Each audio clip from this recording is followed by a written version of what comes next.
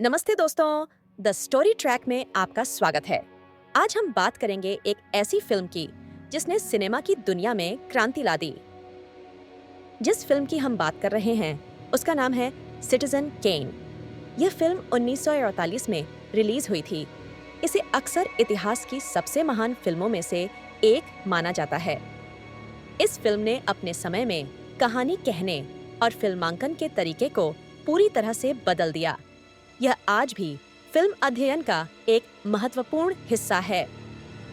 Citizen Kane एक ऐसे आदमी की कहानी है जो सब कुछ हासिल करता है, दौलत, शोहरत, ताकत, लेकिन अंत में अकेला रह जाता है। यह कहानी है चार्ल्स फोस्टर केन की, एक मीडिया मुगल की। फिल्म की शुरुआत होती है चार्ल्स फोस्टर केन की मृत्यु से।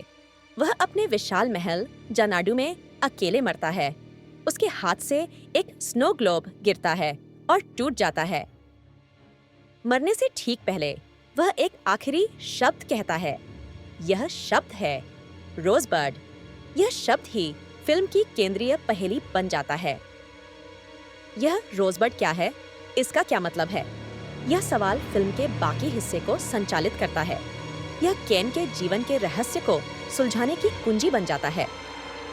फिल्म एक खोजी पत्रकार जेरी थॉम्पसन की नज़र से कहानी बताती है। उसका काम है केन के आखिरी शब्द रोजबर्ड का मतलब पता लगाना। वह केन के जीवन के बारे में जानकारी जुटाने की कोशिश करता है। थॉम्पसन केन के जीवन से जुड़े लोगों से मिलता है। वह उनके दृष्टिकोण से केन की कहानी सुनता है। यह कहानी गैर रेखीय तरीके से बताई जाती है, यानी समय के क्रम में नहीं। हम केन के बचपन को देखते हैं। वह एक गरीब परिवार में पैदा हुआ था, लेकिन फिर उसे अप्रत्याशित रूप से दौलत विरासत में मिलती है। यह दौलत उसके जीवन की दिशा बदल देती है। उसे उसके परिवार से दूर एक संरक्षक के पास भेज दिया जाता है। यह अलगाव उसके व्यक्तित्व पर गहरा प्रभाव डालता है। हम उसके अखबार साम्राज्य को खड़ा करते हुए देखते हैं। वह न्यूयॉर्क इंक्वायरर अखबार खरीदता है। वह इसे एक सनसनीखेज टैब्लॉइड में बदल देता है। वह पत्रकारिता के माध्यम से शक्ति और प्रभाव प्राप्त करता है। वह जनता की राय को आकार देने लगता है। वह खुद को आम आदमी का चैंपियन बताता है। हम उसकी 2 शादियों को देखते हैं।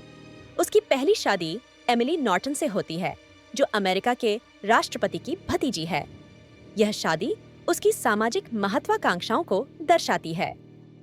यह शादी उसे समाज में उच्च स्थान दिलाती है, लेकिन यह रिश्ता प्यार से ज्यादा एक राजनीतिक और सामाजिक गठबंधन लगता है। यह धीरे धीरे टूट जाता है।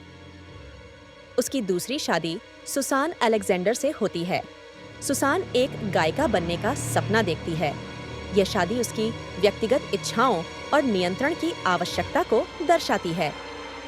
केन सुसान को एक ओपेरा स्टार बनाने की कोशिश करता है, भले ही उसमें प्रतिभा न हो। यह उसकी महत्वाकांक्षाओं और दूसरों पर अपनी इच्छा थोपने की प्रवृत्ति को दिखाता है। ये दोनों शादियां उसकी महत्वाकांक्षाओं को दर्शाती हैं। वे यह भी दिखाती हैं कि कैसे उसकी महत्वाकांक्षाएं उसके व्यक्तिगत जीवन को बर्बाद कर देती हैं। वे उसकी व्यक्तिगत असफलताओं को दर्शाती हैं। वह प्यार और जुड़ाव चाहता है, लेकिन उसे पाने में असफल रहता है। उसकी दौलत और ताकत उसे खुशी नहीं दे पाती। वह अंततः अकेला रह जाता है। फिल्म में कई यादगार किरदार हैं जो केन की कहानी को अलग अलग दृष्टिकोणों से बताते हैं। इन किरदारों के माध्यम से ही हम केन को समझ पाते हैं। चार्ल्स फोस्टर केन खुद एक अत्यंत जटिल और विरोधाभासी व्यक्ति है। वह एक ही समय में करिश्माई और क्रूर है। वह आदर्शवादी और स्वार्थी है। वह अपनी महत्वाकांक्षाओं से प्रेरित है। वह शक्ति, नियंत्रण और प्यार चाहता है, लेकिन वह नहीं जानता कि इन्हें कैसे सही तरीके से हासिल किया जाए। सुसान अलेक्जेंडर, उसकी दूसरी पत्नी, एक महत्वपूर्ण किरदार है। वह केन की महत्वाकांक्षाओं का शिकार बनती है। केन उसे अपनी कठपुतली बनाने की कोशिश करता है। वह उसे एक ऐसे करियर में धकेलता है जो वह नहीं चाहती। सुसान अंततः केन के नियंत्रण से मुक्त होने के लिए उसे छोड़ देती है। उसकी कहानी केन की विनाशकारी प्रकृति को उजागर करती है। जेडेडियाह लेलैंड केन का सबसे अच्छा दोस्त और अखबार का शुरुआती सहयोगी।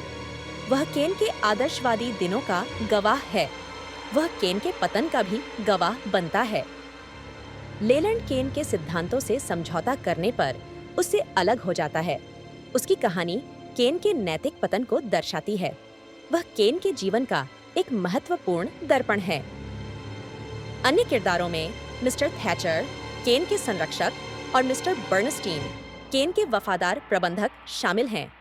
हर कोई केन के व्यक्तित्व के एक अलग पहलू को दिखाता है। इन सभी दृष्टिकोणों को एक साथ जोड़ने पर भी केन का रहस्य पूरी तरह से नहीं सुलझता। वह एक पहेली बना रहता है। सिटीजन केन सिर्फ अपनी कहानी के लिए ही नहीं, बल्कि अपनी तकनीकी नवाचारों के लिए भी जानी जाती है। इसने उस समय की फिल्म निर्माण तकनीकों को चुनौती दी। फिल्म ने कई ऐसी तकनीकों का इस्तेमाल किया जो उस समय अभूतपूर्व थीं। इन तकनीकों ने फिल्म को एक अनूठा दृश्य अनुभव दिया। उन्होंने कहानी कहने के तरीके को भी प्रभावित किया। एक प्रमुख तकनीक थी डीप फोकस। यह तकनीक फ्रेम के अग्रभूमि, मध्य भूमि और पृष्ठभूमि सभी को एक साथ फोकस में रखती है। इससे दर्शक दृश्य में अधिक जानकारी देख पाते हैं। इसने दृश्यों को अधिक यथार्थवादी और स्थिर बनाया। इसने कहानी कहने में गहराई जोड़ी।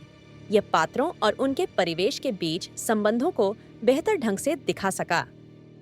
फिल्म ने लो एंगल शॉट्स का भी भरपूर इस्तेमाल किया। इन शॉट्स में कैमरा नीचे रखा जाता है और ऊपर की ओर शूट किया जाता है। इससे किरदार और भी प्रभावशाली और शक्तिशाली दिखते हैं।